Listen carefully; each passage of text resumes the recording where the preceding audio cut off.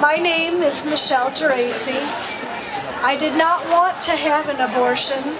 Even though I was raised in a pro-choice home, I knew from what I was feeling and experiencing that what I'd been taught was all wrong.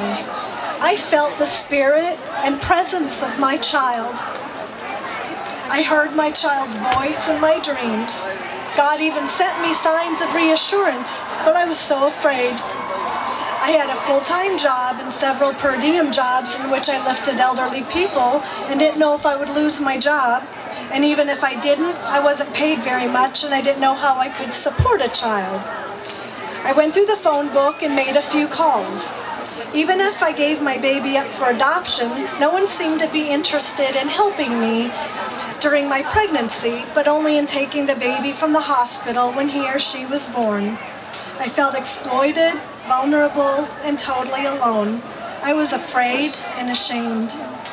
I let myself become halfway convinced of the lie that growing inside me was only some unformed cells at this point, and that this just wasn't my time. When I went to Planned Parenthood, I was in a trance.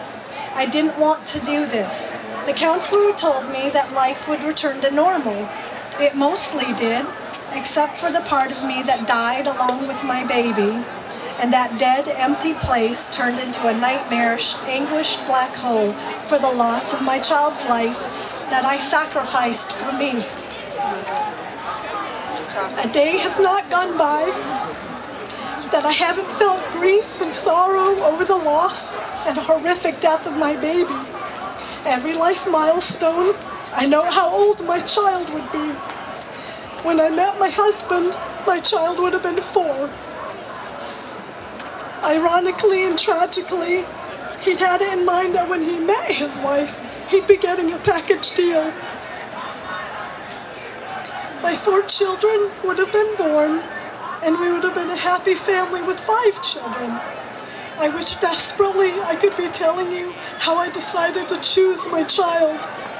My prayer is that being here today, telling you I didn't, and the depth of anguish and pain I've had since, will save babies and the hearts of mothers. And I hope that in telling you that my 4th child has Down syndrome and that he is not any of the cold medical descriptions of what it is to have a child with Down syndrome, but that he is a gift and a joy. Right.